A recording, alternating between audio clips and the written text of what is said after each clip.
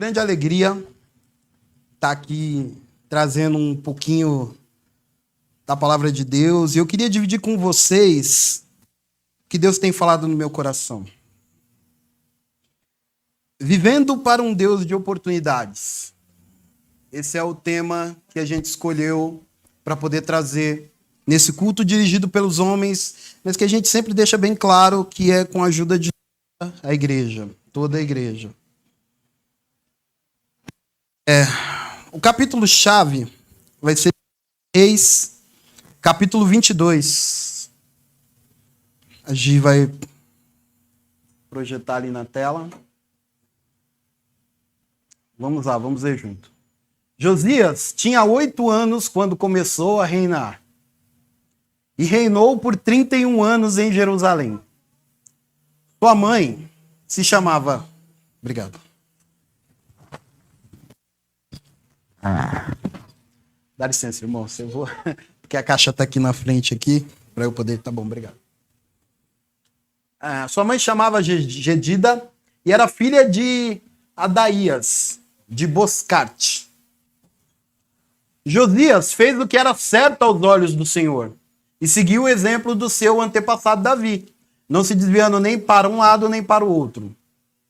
No 18º ano de seu reinado, o rei Josias enviou Safã, secretário da corte, filho de Azarias, filho de Mesulão, ao templo do Senhor, e disse-lhe: vá ao sumo sacerdote Uquias e peça-lhe que pese a prata que os guardas da porta recolheram do povo no templo do Senhor.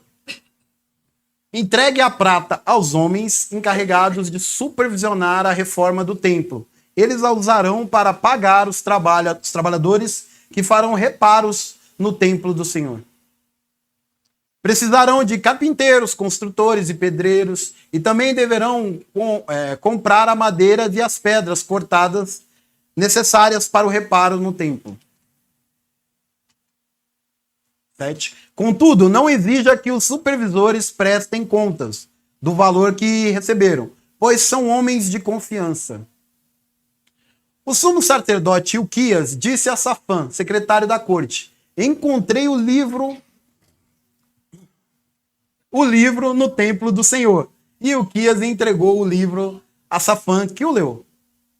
Safã voltou ao rei e relatou: seus oficiais entregaram a prata recolhida no templo do Senhor aos trabalhadores e supervisores do templo. Safã também disse ao rei: o sacerdote Uquias me entregou um livro, e Safã leu o livro para o rei. Quando o rei ouviu o que estava escrito no livro da lei, rasgou suas roupas. Em seguida, deu estas ordens ao sacerdote Uquias, a Aicã, filho de Safã, a Aquibor, filho de Micaías, a Safã e o secretário da corte, e a Asaías, conselheiro pessoal do rei. Vão consultar o Senhor por mim, pelo povo e por toda Judá. Pergunte a respeito das palavras escritas nesse livro, que foi encontrado. E grande ira do Senhor arde contra nós. A grande ira do Senhor arde contra nós. Pois os nossos antepassados não obedeceram às palavras deste livro. Eles não fizeram tudo. Tá faltando uma parte aqui.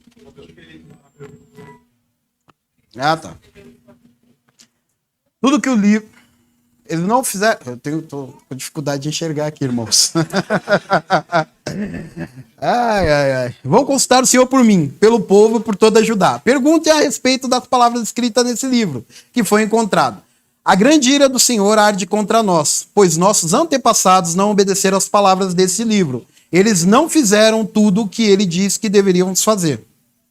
14. Então o sacerdote Uquias, Aicã, Aquibor, Safã e Asaías foram ao bairro novo de Jerusalém consultar a profetisa Ulda.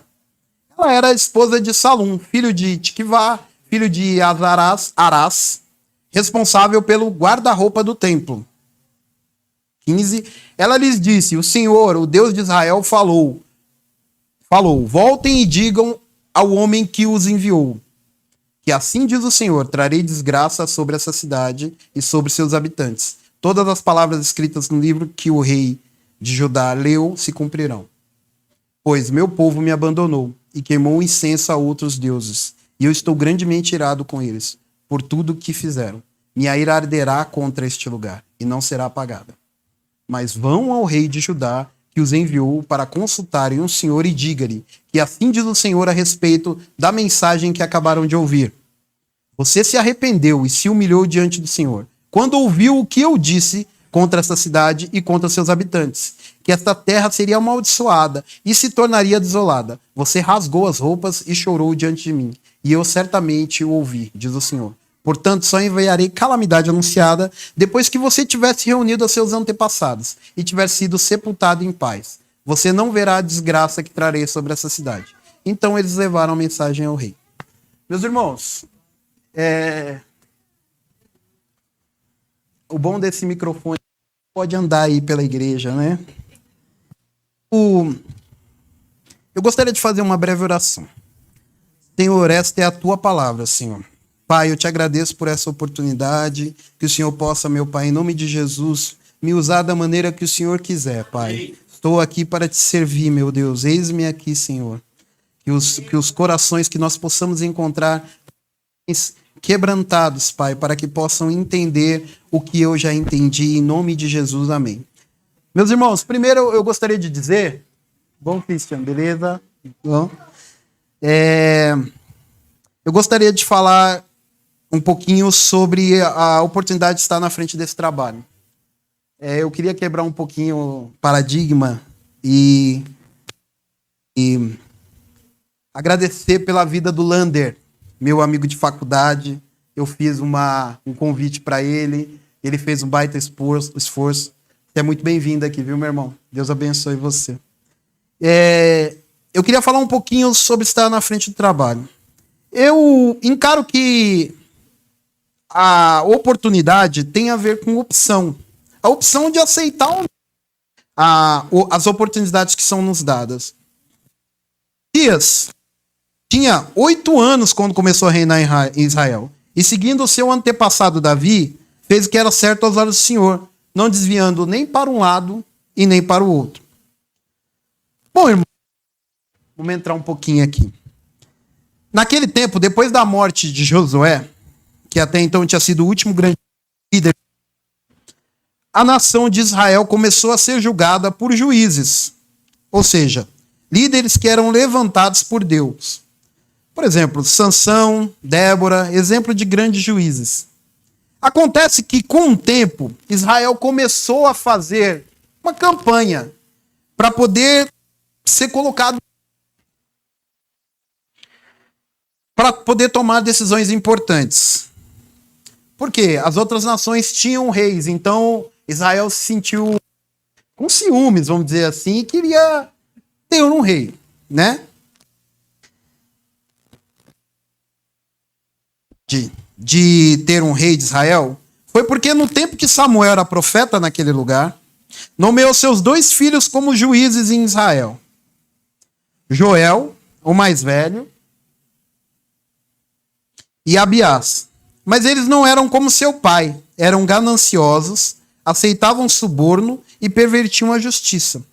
Por fim, as autoridades de Israel chegaram para conversar com Israel e disseram para ele, Samuel, para conversar com Samuel, Samuel, o senhor está muito idoso e os seus filhos não seguem o seu exemplo. Queremos um rei. Está lá, 1 Samuel, capítulo 8, por favor. Ô, João.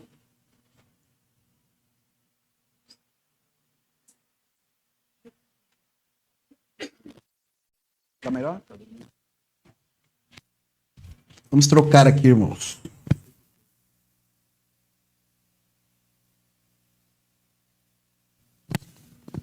Som. Não precisa não. 1 Samuel, capítulo 8, versículo 1.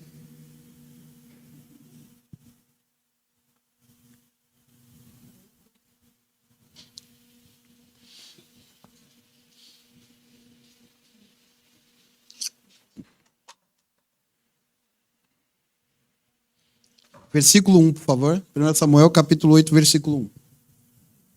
Então, Quando Samuel ficou idoso, nomeou seus filhos para serem juízes sobre Israel. Versículo 2. Joel, seu filho mais velho, e Abias, o segundo mais velho, julgavam em Berseba. 3. Mas não eram como seu pai, eram gananciosos e aceitavam subornos e pervertiam a justiça. 4. Por fim, as autoridades de Israel se reuniram em Ramá para discutir essa questão com Samuel. 5. Eles disseram: olha, o senhor está idoso e seus filhos não seguem seu exemplo. Escolha um rei para nos julgar, como ocorre com todas as nações. Então, só até aí, obrigado. Samuel ficou chateado, mas foi buscar orientação com Deus. E Deus disse para Samuel: olha, faça tudo o que eles pedem, pois é a mim que eles rejeitam. Não é nada com você, o problema não é com você. Eles me rejeitaram como rei deles. No versículo 8 e 9 do capítulo 8, Deus diz a Samuel que fizesse tudo o que o povo tinha pedido, mas, porém, era para adverti-los a respeito de como o rei governaria. E assim ele fez. No próprio capítulo 8, versículo 10, por favor, João. Então Samuel transmitiu a advertência ao Senhor, ao povo que lhe pediu um rei. 11. Disse ele: este é o modo como o rei governará sobre vocês. Ele convocará seus filhos para servi-los em seus carros de guerra e como seus cavaleiros, e os fará correr à frente dos carros dele. 12. Colocará alguns como generais e capitães de seu exército. Obrigará outros a arar seus campos e a fazer as colheitas. E forçará outros mais a fabricar armas e equipamentos para os carros de guerra. 13. Tomará suas filhas e as obrigará a cozinhar, assar pães e fazer perfumes para ele. 14. Tomará de vocês o melhor dos seus campos, vinhedos e olivais, e os dará aos servos dele.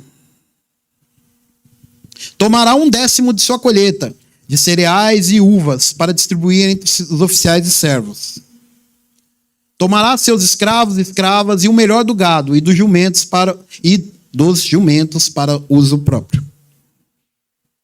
Exigirá 1/10 de seus rebanhos e vocês se tornarão escravos deles. Quando esse dia chegar, lamentarão por causa desse rei, que agora pedem, mas o Senhor não lhes dará ouvidos.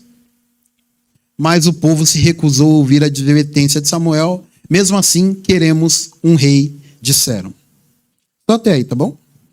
E quem foi coroado rei? Quem foi coroado? Quem? Saul. Um cara forte, alto, o mais atraente, segundo a Bíblia. Tá lá em 1 Samuel, capítulo 9, versículo 1 e 2. Por favor, aí, João. 1 Samuel 9, 1 e 2. Havia um homem de alta posição chamado Quis, da tribo de Benjamim. Ele era filho de Abiel, filho de Zeror, filho de Becorate, filho de Afia, da tribo de Benjamim. 2. Seu filho Saul era o jovem mais atraente de todo Israel. Era tão alto que os outros chegavam apenas aos seus ombros. Tá bom, obrigado, João. Meus irmãos, olha só. Imagina só.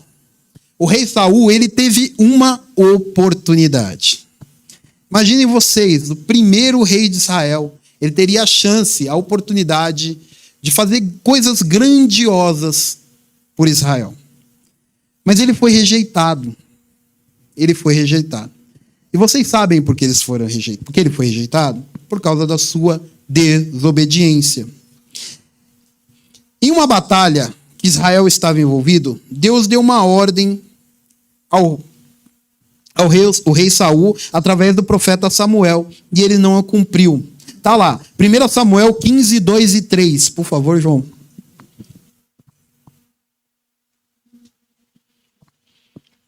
Assim diz o Senhor dos Exércitos: resolvi acertar as contas com a nação de Amaleque, por ter se colocado contra Israel, quando o povo saía do Egito. 3. Agora vá e destrua completamente a nação amalequita. Homens, mulheres, crianças, recém-nascidos, gado, ovelhas, camelos e jumentos. Essa foi a ordem que Deus deu. Vamos ver o que aconteceu? A desobediência. Por que ele foi reprovado? 1 Samuel, ainda no capítulo 15, 7, 8 e 9, por favor, João. Versículo. 15, 7, 8, 9. Raul atacou e derrotou os amalequitas, desde Avilá até Sur, a leste do Egito. 8. Capturou Agag, o rei amalequita, e destruiu completamente todo o povo. 9.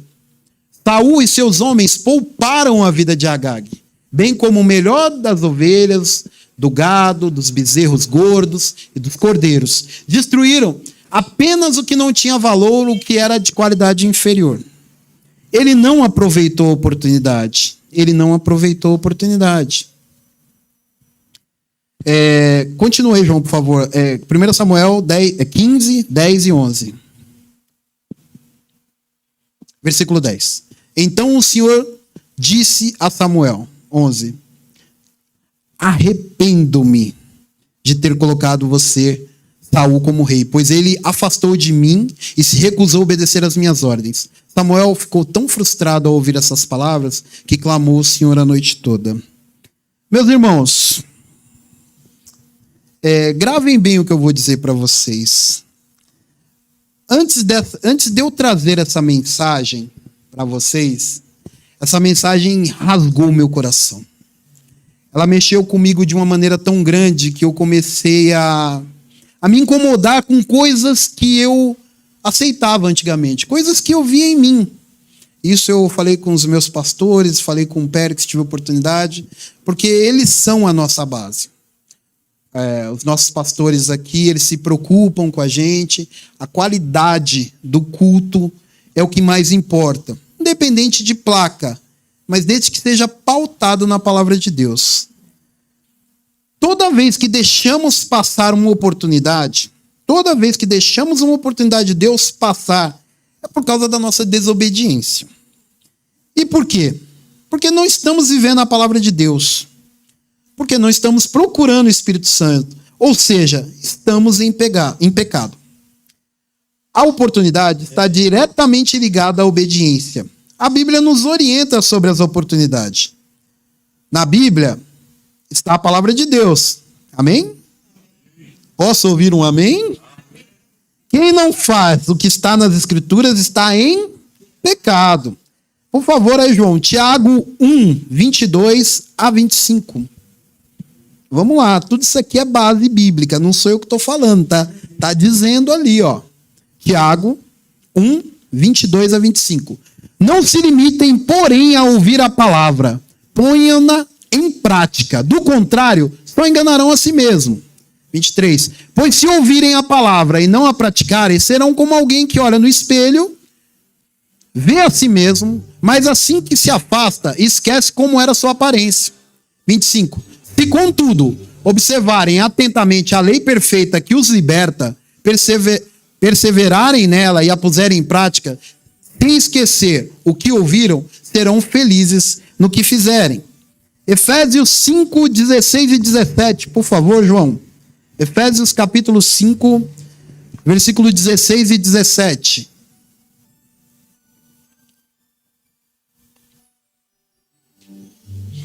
Aproveitem ao máximo todas as oportunidades nesses dias maus. 17. Não hajam de forma impensada, mas procurem entender a vontade do Senhor. Colossenses 4 e 5, João, por favor. Veja, irmãos, eu estou dando base para vocês, não sei o que estou falando, é a palavra de Deus que está falando. Colossenses 4 e 5. Vivam com sabedoria entre os que estão de fora e aproveitem bem todas as oportunidades. A Bíblia é a verdade inspirada por Deus. Vou repetir. A Bíblia é a verdade inspirada por Deus.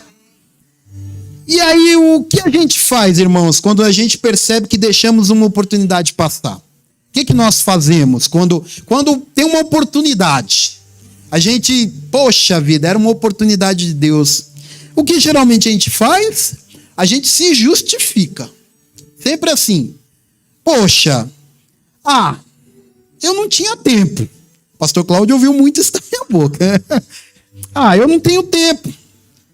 Mas Deus sabe do meu coração. Meus irmãos, crente tem uma mania, até quem não é crente, né? Tem uma mania de falar assim, Deus sabe de todas as coisas, né? Deus sabe do meu coração.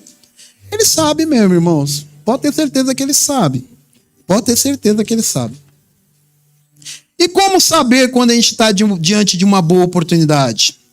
Joãozinho, por favor, Provérbios 1:7.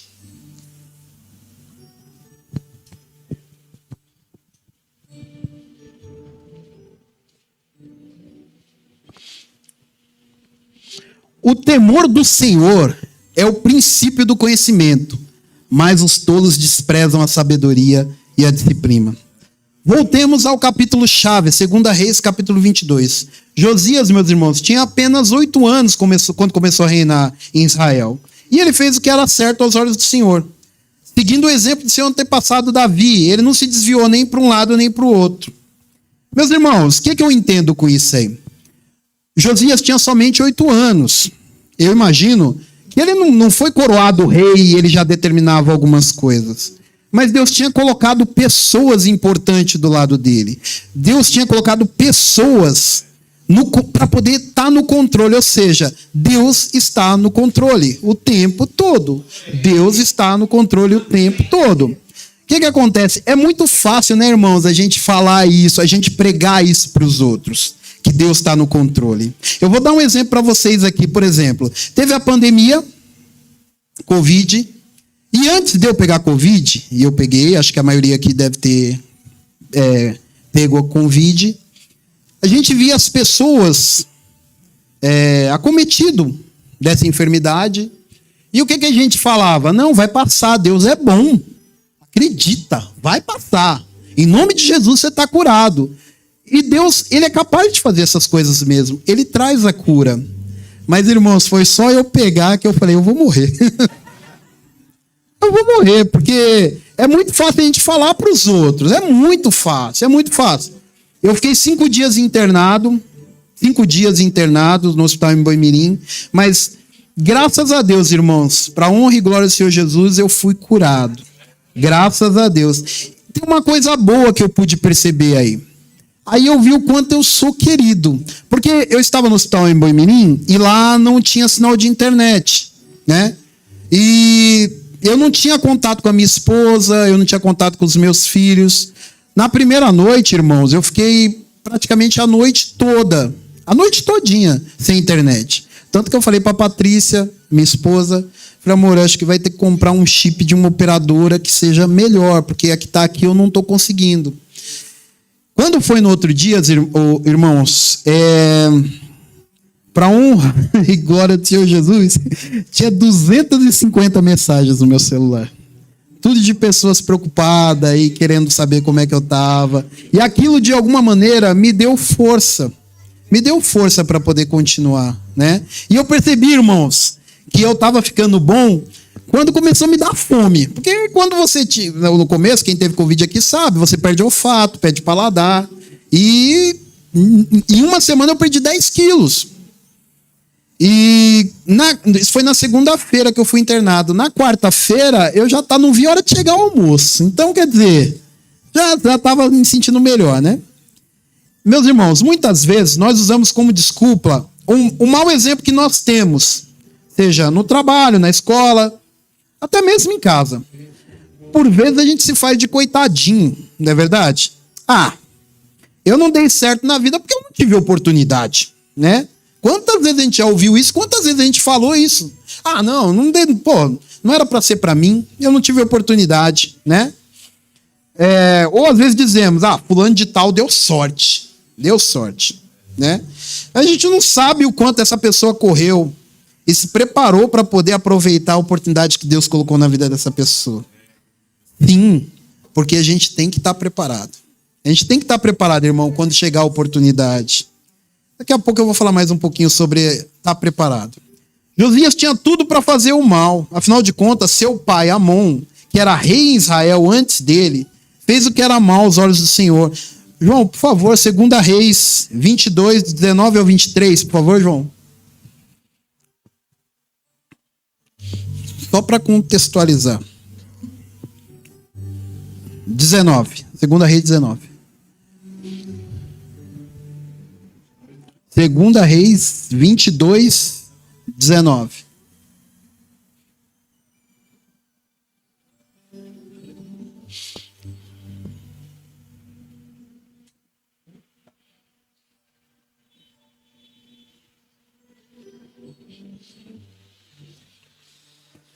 Capítulo 22, versículo.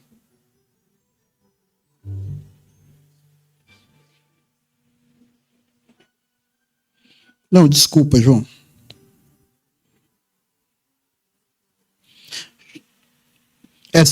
Seu pai Amon era rei em Israel antes dele, fez o que era mal aos olhos do Senhor. Seu avô Manassés foi um dos piores e mais cruéis reis de Israel. Fez também o que era mal aos olhos do Senhor. 2 Reis 21, 2 e 7, João, por favor. 21, 2, Manassés fez o que era mal aos olhos do Senhor e seguiu as práticas detestáveis das nações que o Senhor havia expulsado de diante dos israelitas. Reconstruiu santuários idólatras que seu pai Ezequias havia destruído. Construiu altares para Baal e ergueu um poste a Será, como Acabe, rei de Israel, havia feito. Também se curvou diante de todos os astros do céu e lhe prestou culto.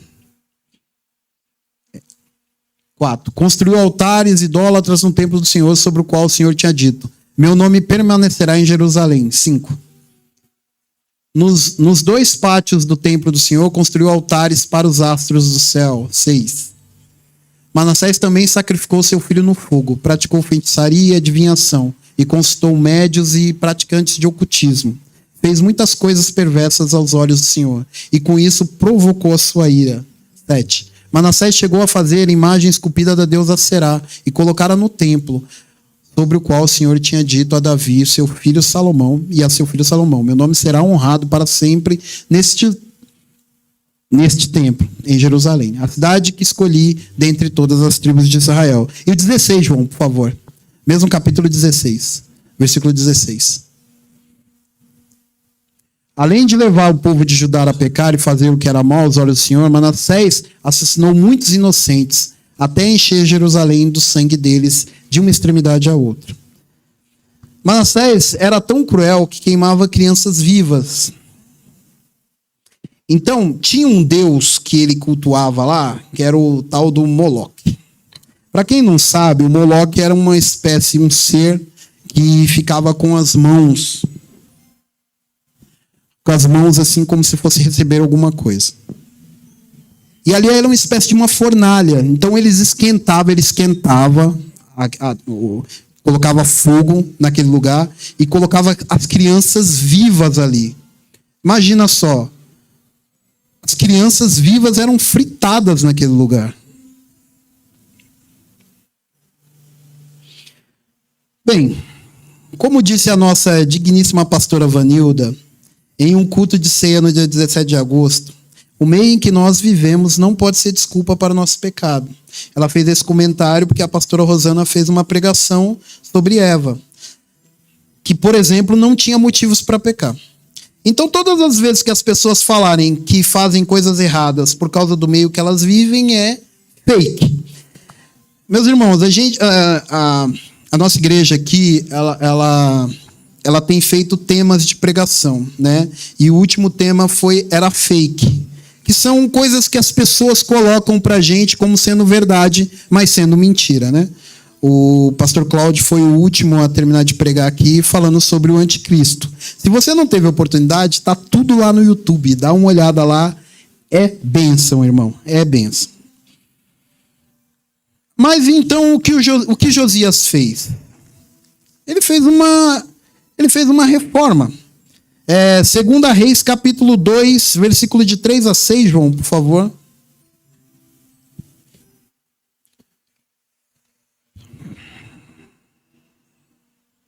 Segunda Reis, capítulo 22,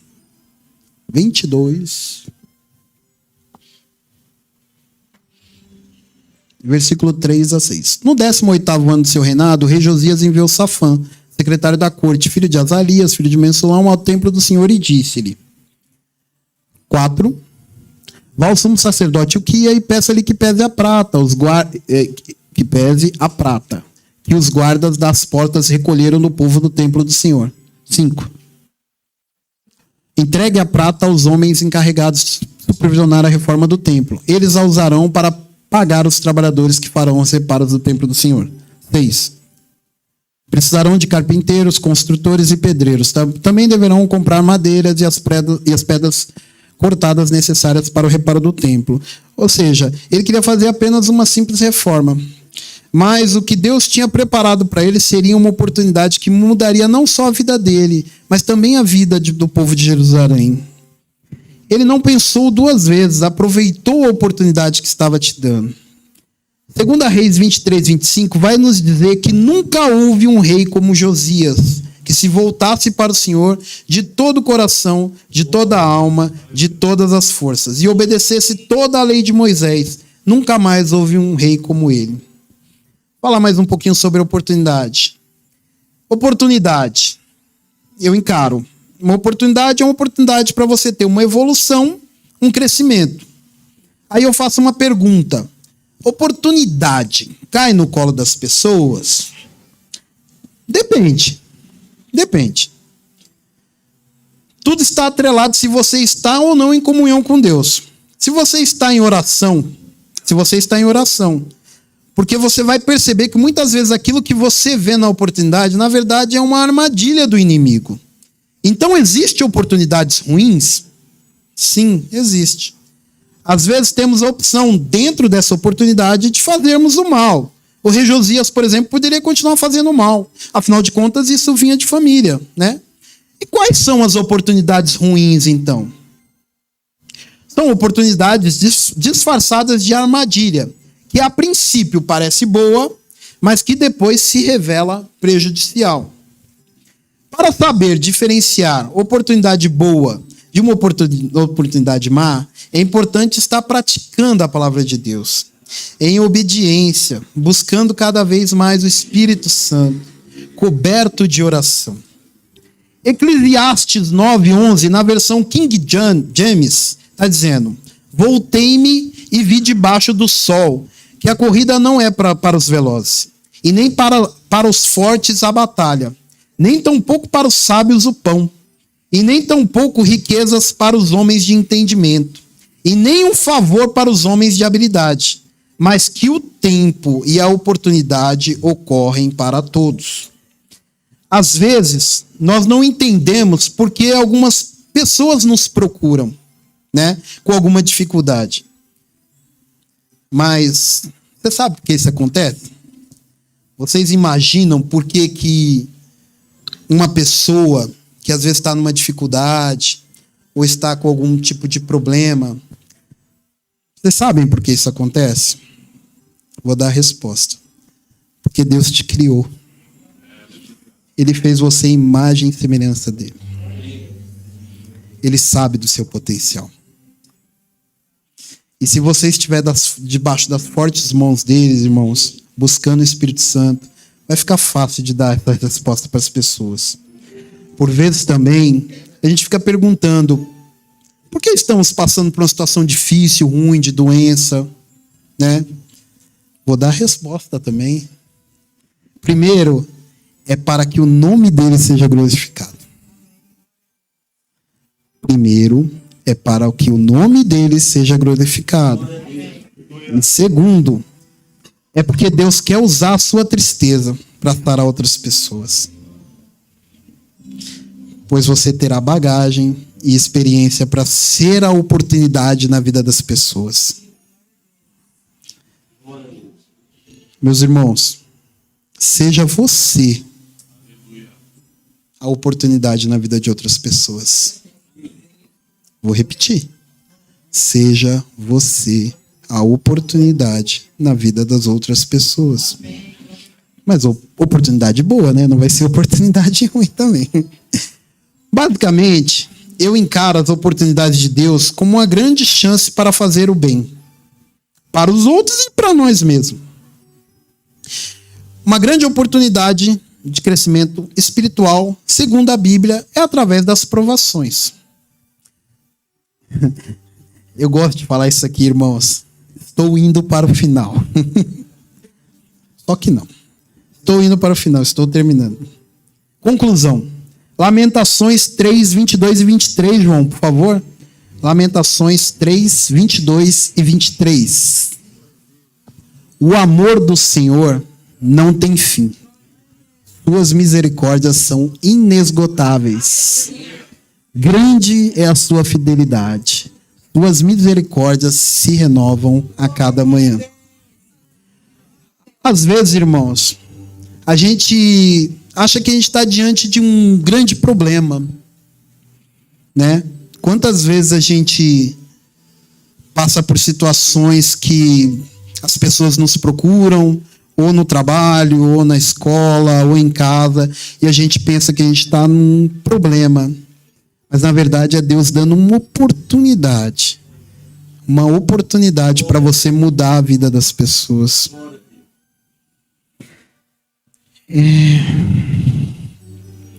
Neste caso, nós estamos sendo treinados para algo maior e melhor. Porém, toda oportunidade gerada por Deus tem que gerar em nós mudanças. Vou repetir. Porém, toda oportunidade gerada por Deus tem que gerar em nós mudanças. Toda grande mudança gera em nós renúncia e arrependimento. Então, quando eu falo assim, Senhor, muda os meus filhos, muda eu.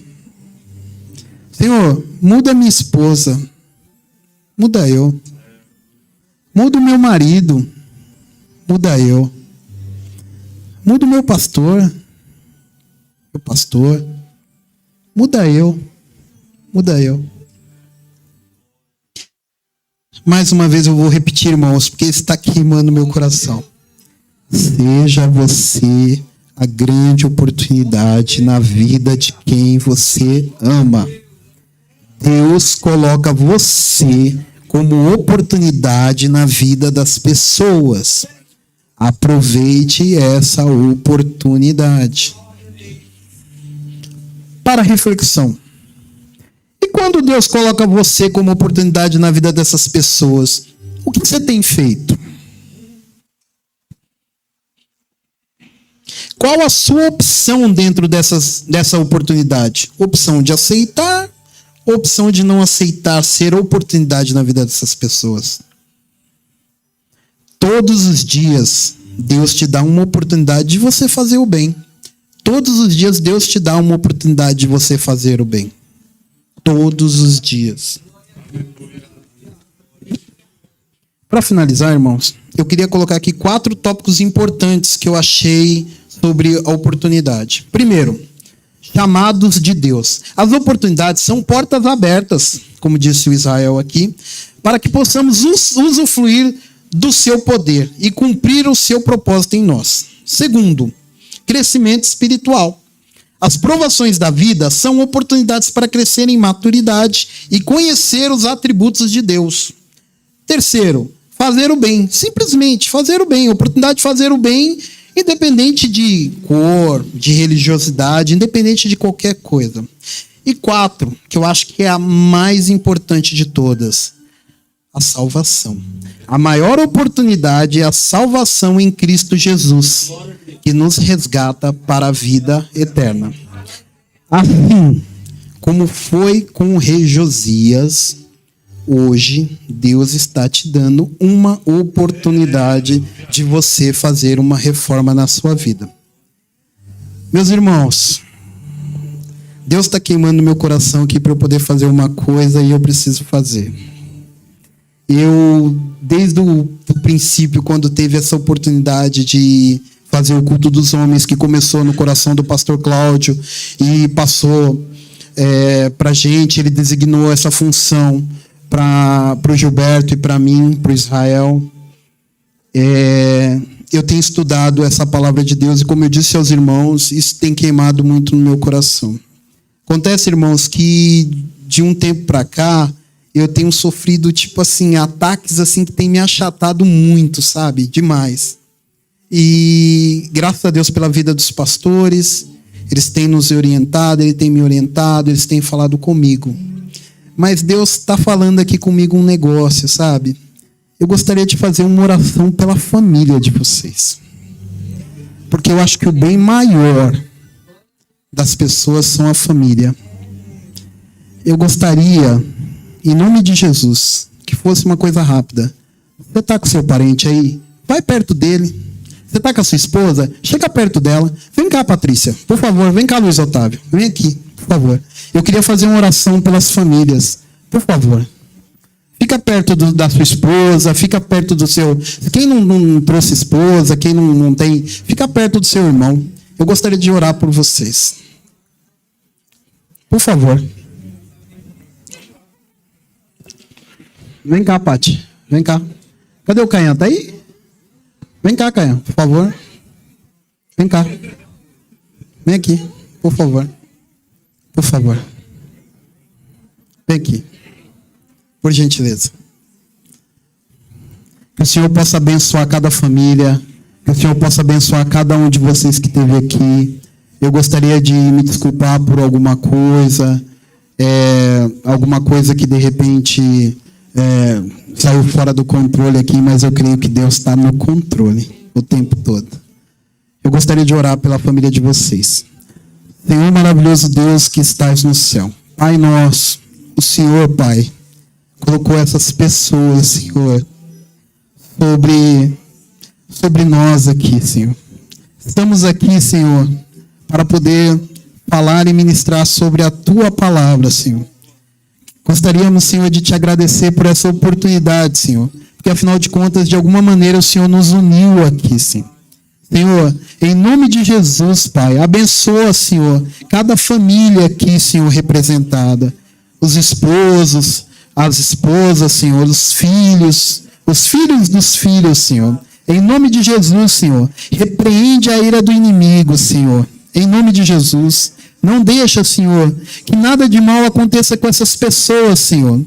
E que em nome de Jesus, Pai, elas possam ser inundadas no coração com Teu Espírito Santo, Senhor Deus. Eu agradeço, Senhor, pela oportunidade e oro no nome de Jesus. Amém, amém, amém. Muito obrigado e eu agradeço a oportunidade em nome de Jesus.